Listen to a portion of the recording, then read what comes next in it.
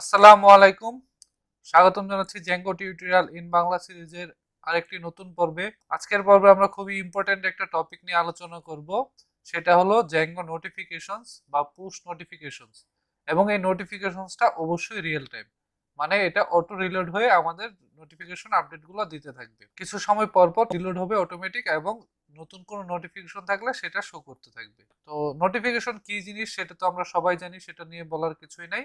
আমরা জাস্ট এখন সেটাকে অ্যাপ্লাই করব আমাদের প্রজেক্টে।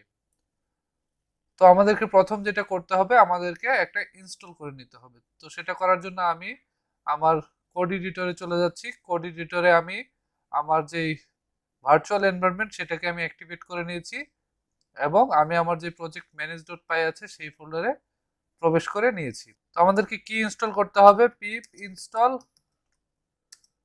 Zango notifications HQ. এখানে অবশ্যই আপনারা হাইফেন দিবেন, আন্ডারস্কোর না দিয়ে এন্টার চেপে দিবেন। জ্যাঙ্গো নোটিফিকেশনস এইচকিউটা ডাউনলোড হয়ে ইনস্টল হয়ে যাবে। তো আমার দেখেন ডাউনলোড হয়ে ইনস্টল হয়ে গেছে। আমাদের ভার্চুয়াল এনভায়রনমেন্টে এখন জ্যাঙ্গো নোটিফিকেশনসটা আছে। তো আমি জাস্ট সার্ভারটাকে রান করে নিচ্ছি। এবার আমাদের সেকেন্ড কাজটা হচ্ছে, আমাদের যে মূল প্রজেক্টের সেটিংস ডট পাই আছে, সেটিংস ডট পাই এর যে ইনস্টলড অ্যাপস আছে সেটার মধ্যে নতুন একটা অ্যাপ অ্যাড করে দিতে হবে। সেটার নাম হচ্ছে নোটিফিকেশনস। এতটুকু অ্যাড করে দিতে হবে। তারপর আমাদের যে ইউআরএলস ডট পাই আছে মেইন প্রজেক্টে, সেই ইউআরএলস ডট পাই একটা নতুন ইউআরএল ইনক্লুড করে দিতে হবে। কন্ট্রোল ডি দিয়ে নিচ্ছে যে কোনো একটা ইউআরএল, এবং এটার পাথ হবে inbox slash notification slash notification slash, এবং ইনক্লুড হবে নোটিফিকেশনস ডট ইউআরএলস।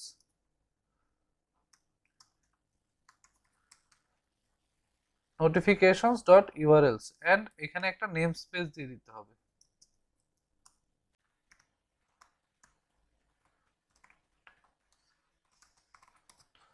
নেম স্পেসটা আমরা দিয়ে দিচ্ছি নোটিফিকেশন। এবার আমাদেরকে যেটা করতে হবে সেটা হচ্ছে আমাদের এই প্রজেক্টটাকে মাইগ্রেট করে নিতে হবে। তো পাইথন ম্যানেজ ডট পাই মাইগ্রেটটা রান করে নিতে হবে। মাইগ্রেটটা রান করে নেবেন, তারপরে জাস্ট আবার সার্ভারটাকে রান করে নেবেন। এবার আর যদি আমরা আমাদের অ্যাডমিন প্যানেলে যাই, তাহলে আমরা আমাদের নোটিফিকেশন মডেলটা দেখতে পাবো।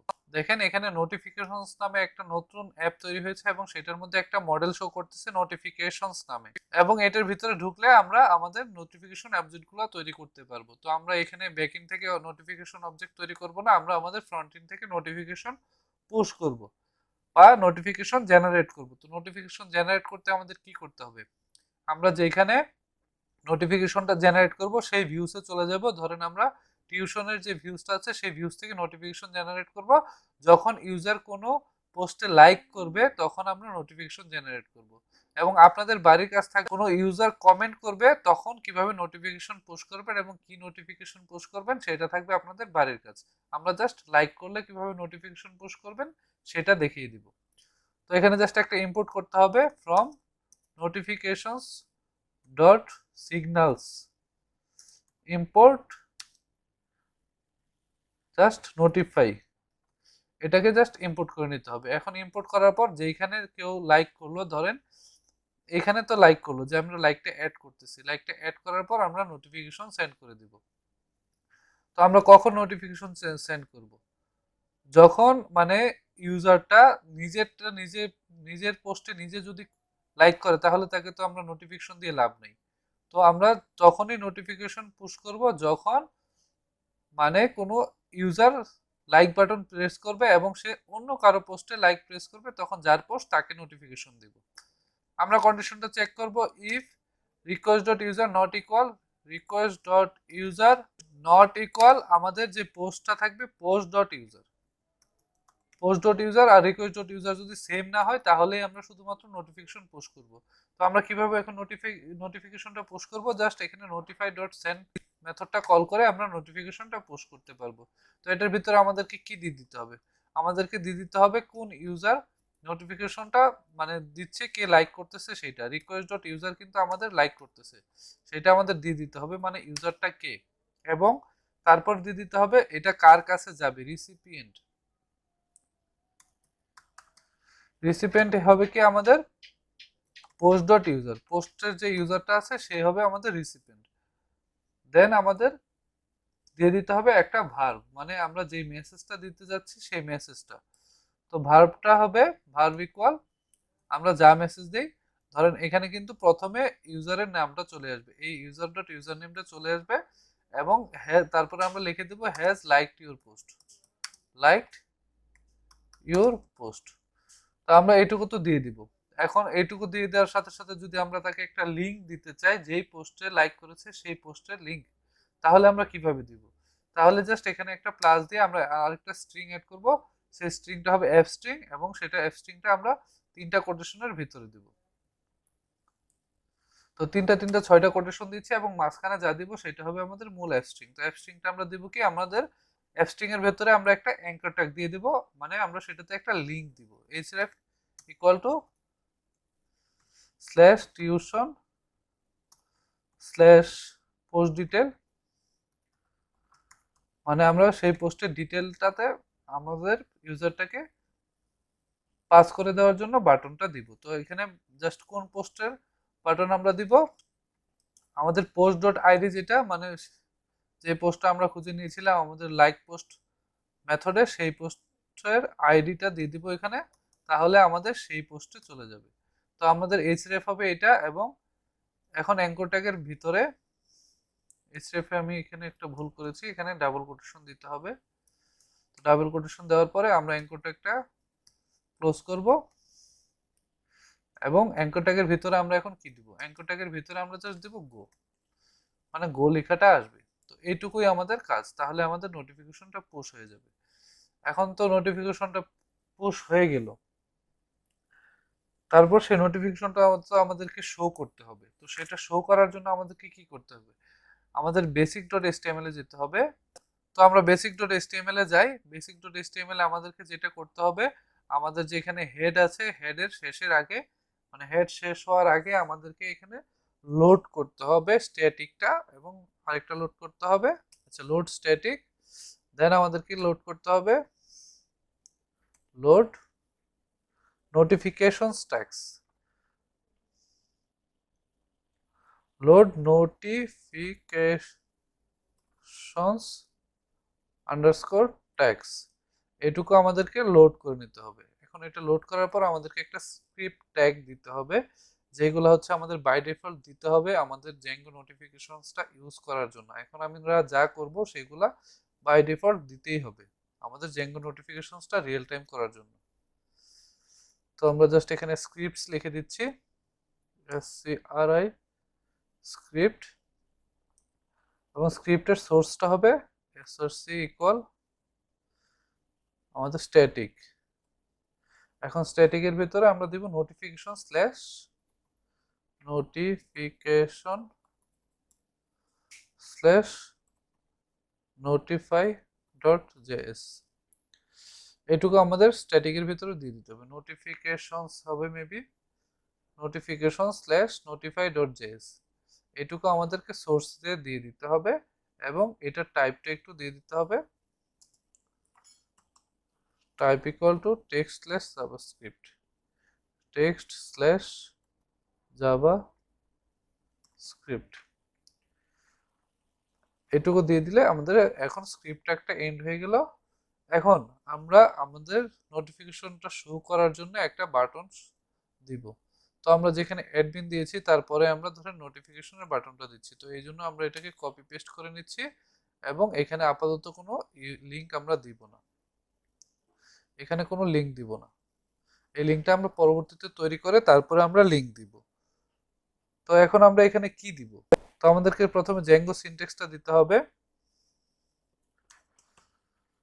দেন এখানে notification tags, sorry notifications unread, notifications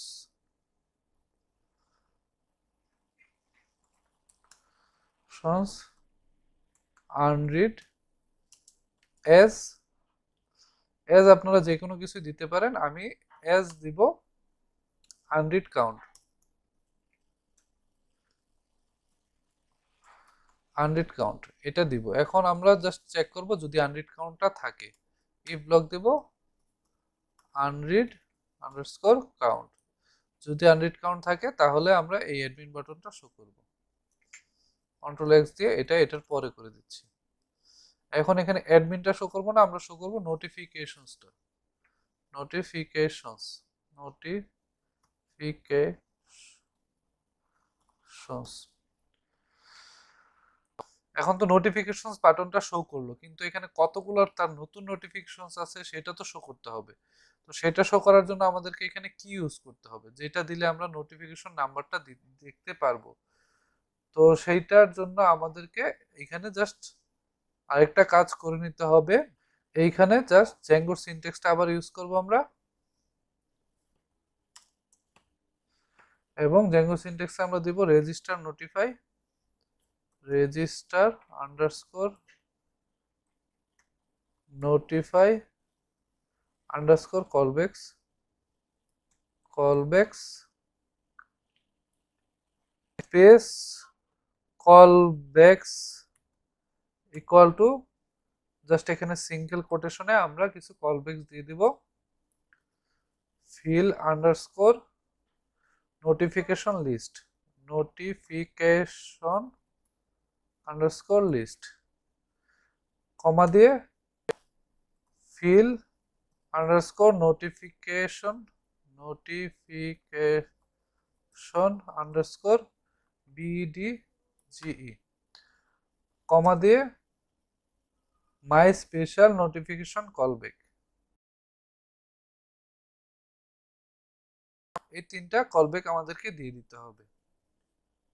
দেন আমরা আমাদের এই href এর ভিতরে আমরা একটা জিনিস ইউজ করব, সেটা কি live notify badge, live underscore notify underscore BDG, live notify badge. এখন লাইভ নোটিফাই বেজটা আমরা আসলে ভেরিয়েবল না, আমরা জ্যাঙ্গোর সিনট্যাক্সের ভিতরে দেব।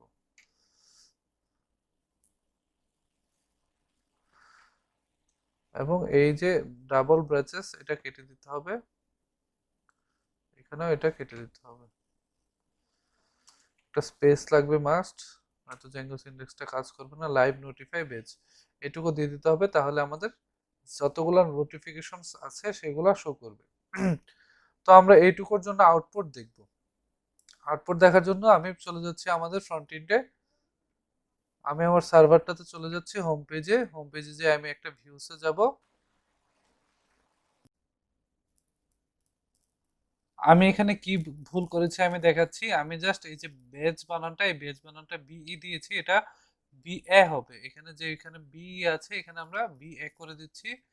এই যে এখানেও বি এর জায়গায় বিএ করে দিচ্ছি। এবার সেভ করে নিচ্ছি। সেভ করে আমরা এবার এটাকে রিলোড করি। এখন কথা হচ্ছে যে এখানে কিন্তু আমাদের নোটিফিকেশনস বাটনটা শো করে নাই। কেন শো করে নাই? কারণ আমাদের কোনো নোটিফিকেশন নাই। তো আমরা একটা নোটিফিকেশন ক্রিয়েট করি। আমরা লগ ইন হয়েছি অ্যাডমিন হয়ে। আমরা এখন ফাহাদ যে পোস্ট তৈরি করেছে, এটা দেখেন বাই ফাহাদ, এটাতে আমরা লাইক করব। এটা আনলাইক আছে, আনলাইকটাকে আমি আবার লাইক করে নিচ্ছি, আনলাইক করে আবার লাইক করে নিচ্ছি। তাহলে কি হচ্ছে, এখন ফাহাদ যে ইউজারটা আছে তার কাছে নোটিফিকেশন চলে গেছে। এখন সেটা আমরা কিভাবে দেখব? আমরা একই সাথে দেখতে পারবো। আমরা জাস্ট ইনকগনিটো উইন্ডোতে ওপেন করে নিচ্ছি। এবার আমরা লগ ইন করবো ফাহাদ হিসেবে। তো আমি ইনকগনিটো মোডে ফাহাদ হিসেবে লগ ইন হয়ে গেলাম। এবার আমার দুইটা উইন্ডোতে দুইটা ইউজার লগ ইন হয়ে আছে। তো এখন আমি এই ফাহাদে দেখেন একটা নোটিফিকেশন সেখানে শো করতেছে।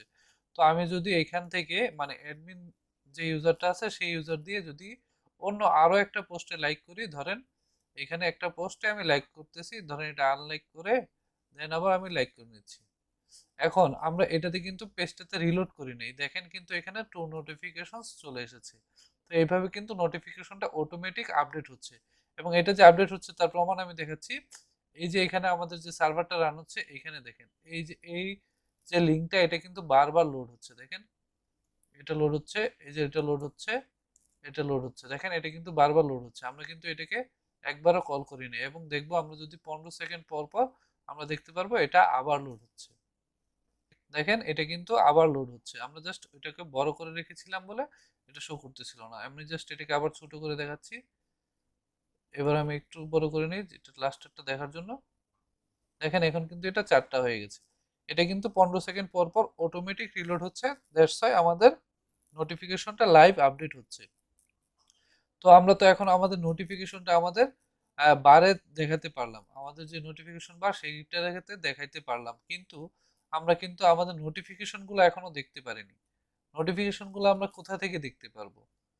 আমরা সেটা দেখার জন্য এখন একটা নতুন ভিউ তৈরি করব, যেই ভিউয়ে আমরা নোটিফিকেশনগুলো দেখতে পারবো। সো ভিউগুলো আমরা কোথা থেকে তৈরি করব? আমাদের যে ভিউজ ডট পাই আছে সেই ভিউজ ডট পাই আমরা নতুন আরেকটা ভিউ তৈরি করব নোটিফিকেশনগুলো শো করার জন্য। তো আমরা সেটা কোথায় করব? আমাদের যে সেশন আছে সেই সেশন যে অ্যাপটা আছে সেই সেশন অ্যাপের ভিউসে আমরা নোটিফিকেশন নামে একটা ভিউ তৈরি করব। এখানে নাম দিচ্ছি ডেভ নোটিফিকেশনস, পাস করে দেব রিকোয়েস্ট।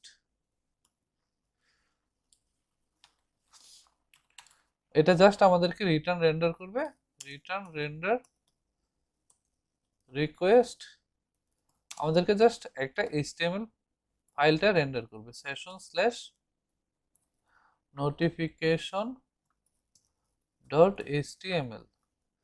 আমরা এটাকে নোটিফিকেশনস না রেখে নোটিফিকেশন এটাকেও করে দিই, তাহলে আমাদের নামটা সেম থাকলো, আমাদের সহজ হবে আমাদেরকে ম্যানেজ করতে।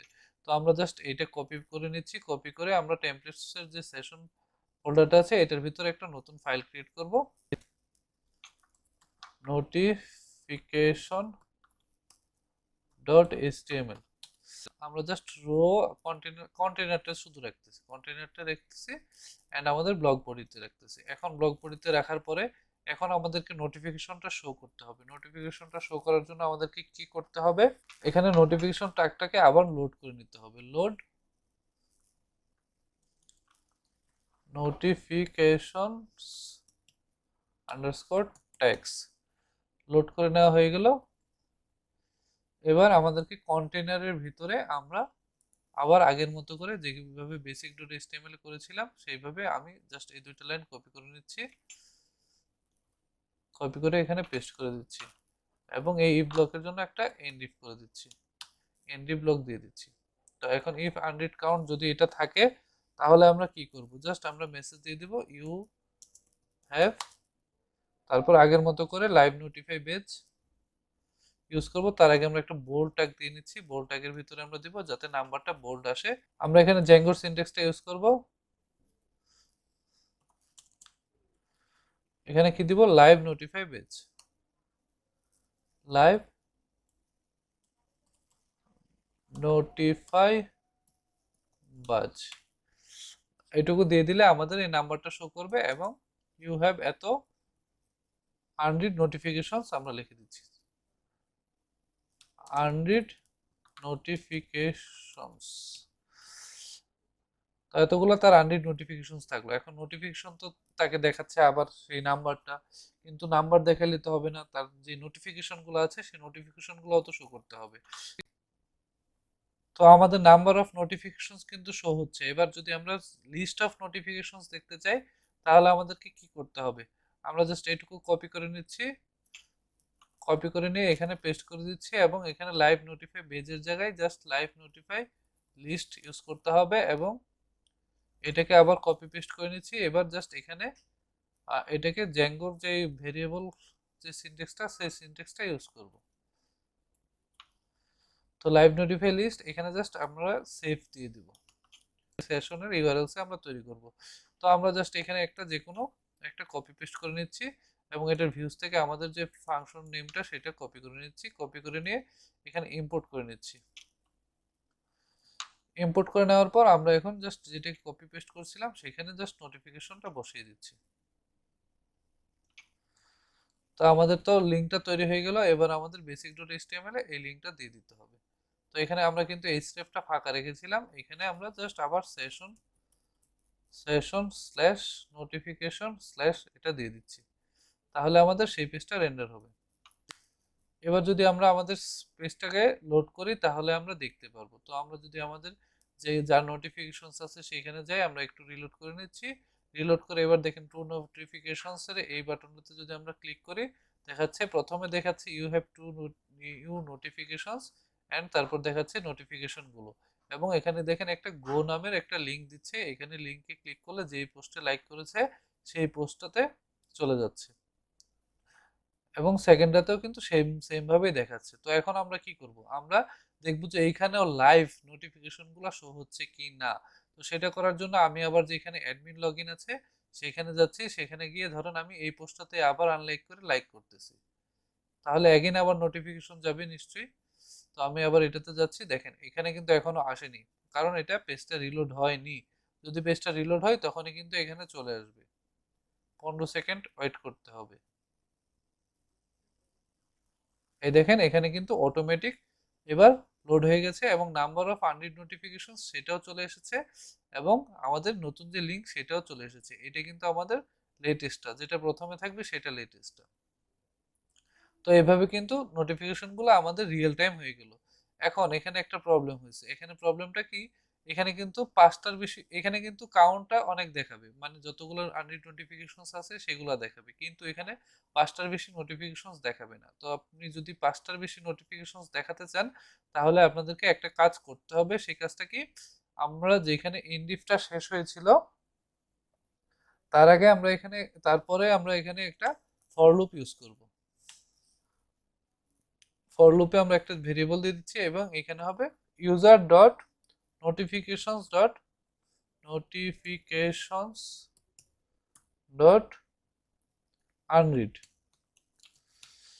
মানে এই ইউজারের আনরিড নোটিফিকেশনস গুলো আমরা এই ভেরিয়েবলে নিয়ে নিলাম। এবার এই ভেরিয়েবলের ভ্যালুটা শো করে দিতে হবে।